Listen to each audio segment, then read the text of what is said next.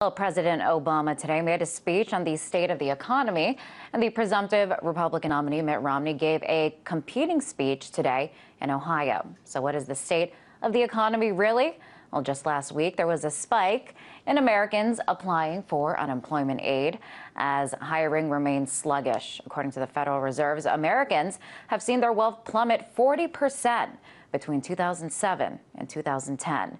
And looking bleak for college grads, 50% of them can't get jobs, and more than 7 out of 10 teens without a job this summer. To talk more about the state of the economy and where it's headed, Nomi Prinz joins us now. She is the senior fellow at Demos and author of this book you see right there, Black Tuesday. Welcome to the show, Nomi. So I want to start off with the president's speech made just moments ago. I want to get your reaction. I honestly think it's an example of talking rather than doing. We've seen this from Obama in the pre-election campaigning last time. He's been in post-election mode campaigning really since then, and certainly has ramped that up recently. And I think that's really where he's continuing to put his efforts into words and sort of gestures without content, or at least without really understanding what needs to be moved in order to address this economy. One of the main things, for example, was yesterday's love fest between the Senate and J.P. Morgan CEO Jamie Dimon, where there was really no indication that there was a relationship between what happens with risk taken by the largest bank and the rest of the American population. And I think Obama lives in that same disconnect. And I want to take a moment. We actually have a clip from both Obama and Romney delivering their speeches today. Let's take a listen first to President Obama.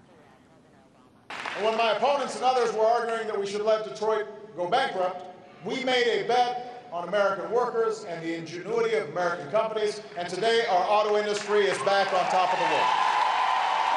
All right, well, there he is kind of touting some of his achievements. Let's take a listen to what Mitt Romney had to say.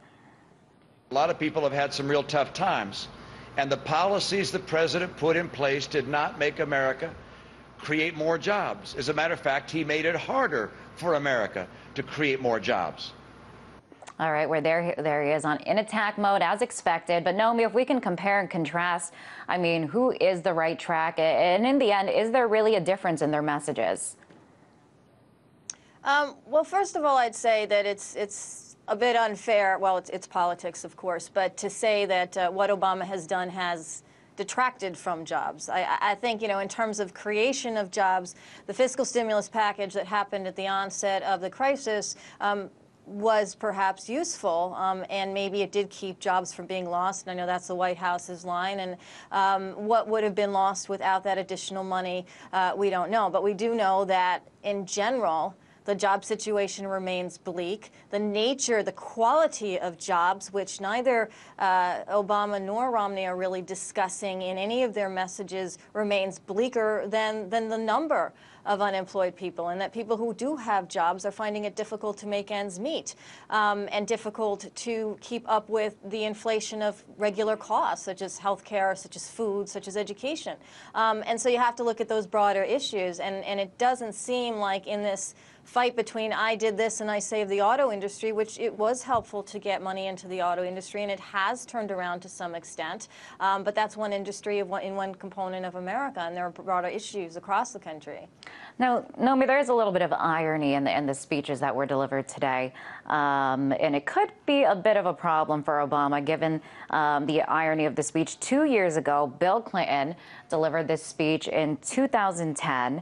The speech was delivered in the same exact place that President Obama gave his speech today at the community college. Bill Clinton said, quote, "The Democrats are saying something like this: we found a big hole and we did not dig. We didn't get it filled in 21 months, but at least we quit digging. Give us 2 more years, and if it doesn't work, vote us out." Well, Nomi, here we are 2 years later. The economy isn't getting any better. Is it time to vote him out?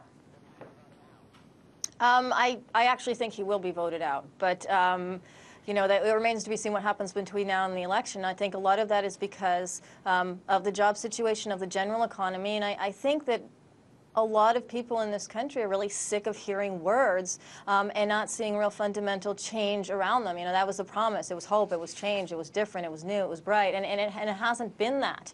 And not only has it not been that, there's been this real backing off from fighting the fights, like, for example, against the banking industry to make it more equitable for more people, to have more foreclosures restructured rather than you know, see people in these year and a half long fights with their banks and so forth. There's a lot of things that could be done at the bottom level to really shore up economics, personal economics for individuals that haven't been done, that have kind of been ignored at this point.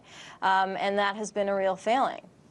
All right. And also wanted to bring this to light, Naomi. Recent government data shows that it's the middle class that is suffering the most, with American wealth plummeting 40%. Wanted to take a look at this chart that illustrates this. Here you can see in the U.S. job creation from 2007 to today. Obviously, when the financial crisis hit in 2008, job creation plummeted in record numbers, and then in 2010 started to make a bit of a comeback. But then you see, as the chart goes on, the comeback is slowly heading down once again. So, no, I mean, like, what has contributed to this trend, and do you expect it to continue? One of the things that contributed to the uptick was the fact that for a moment, the financing engine of the country, the banking system, had received an enormous amount of guarantees of cheap loans and so forth, and that was buoying to some extent some of the money they were able to lend on toward the larger corporations that hired a little bit. But on the middle-sized corporations and certainly the smaller businesses, that amount was stifled, and that's where we saw the biggest job losses, and we continue to see no job gains. That hasn't changed. What has changed in the last 2 years is that the crises, the problems, the fraud, all of the way in which the system, the financial and banking system has operated has re-emerged into the light. JP Morgan, again, Chase's loss that came to light the other day was just one example of an inherent amount of risk that is out there. And when there's risk in the banking system, they don't want to lend. They certainly didn't want to lend to small businesses to begin with. Now they're reticent about the larger businesses. That's going to lead to more job cuts and not more job increases, no matter what the policy is in government, unless there is some focus as to what's going on with this financing engine. And this is all affecting the average citizen. Naomi, how has this economic downturn shaped everything from owning a home to building retirement? How has this affected on a mass scale the livelihood of American citizens? Well, for one thing, you know, we look at these stats that in just 3 years, the median net value, the net wealth of a family in the United States is down by 40%. That's significant. That means that people who had saved money into retirement, whether it was in their home or whether it was in different types of investments, are now facing either not being able to retire, or not being able to retire and have health care, or have health problems they can't afford to fix, and all those sorts of issues on the older person's side. On the younger person's side, the youth coming into this system and this job market, they don't have summer jobs. The fact that they don't have summer jobs means they can't put themselves in line for future jobs that don't even exist anyway. So you have this whole sequence from the young to the old of people that, because of this flailing, depressed economy, can't either continue on with their lives or start their economic lives. And then you have everybody in between that's trying to straddle middle age, as well as deal with aging parents, as well as deal with what happens when their children don't go to college or can barely afford to go to college, or they have to come up with some obscene amount of loans to get there, and then come out and don't have jobs. So on every level of the economy, on every level of age, on every level of different types of backgrounds, this economic depression has a tremendous visceral impact. And certainly a lot of people are getting disillusioned, I guess, with the way things are going in this country. And Naomi, you mentioned earlier JP Morgan Chase. Want to talk about what's happening there. You know, CEO Jamie Dimon testified before the Senate. He talked about the $2 billion loss in credit derivatives. What did you make of his testimony? Yeah, as I mentioned before, it was kind of a love fest between the senators and him, and it seemed to me like at the end of the day there were no admonishments for the risk that he took. He hand-waved the fact that, I've got it under control now. It was only $2 billion, but guess what? That position made billions before that, and then it lost $2 billion, so we're kind of okay, and I've got it, and it's fixed, and it's under control. And for the most part, with exception of one or two senators who dug in a little bit into that attitude, that was okay. And the other thing that went on in that hearing yesterday was senators posturing for whether or not they should regulate or not regulate the financial industry. And the ones, they were predominantly Republicans, they were all Republicans actually, who didn't want to have any additional regulation, were actually asking Jamie Dimon to support their view. So the thing totally disintegrated the hearing into, well, Jamie Dimon says that it cost him $1 billion to use the new regulations from Dodd-Frank.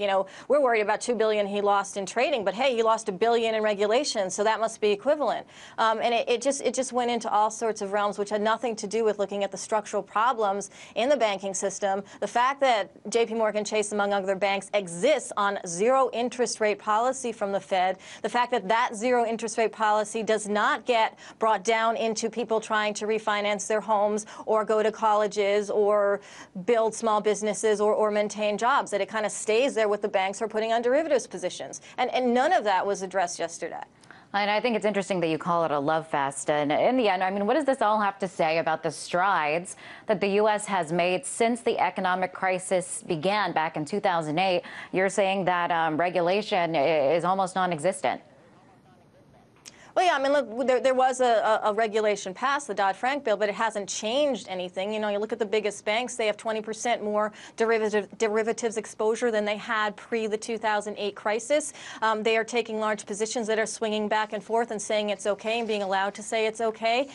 They're not restructuring loans at any kind of rate that really helps people. And when the people do, and when individuals do want their loans restructured, they have to go into default first and be on a very unstable situation before they can even get 20 people on the phone and then find one to answer them to restructure. And you have a situation where jobs are not being created at a pace that will help the economy grow, where businesses aren't able to hire new people or keep the people they have, where people who are unemployed longer and losing more benefits, where it's more expensive to go to school, where you can't write down. I mean, on any number of things, we're just in a worse position than we were going into the crisis. The only institutions in a better position are the banks. All right, Nomi, pleasure to have you on the show as always.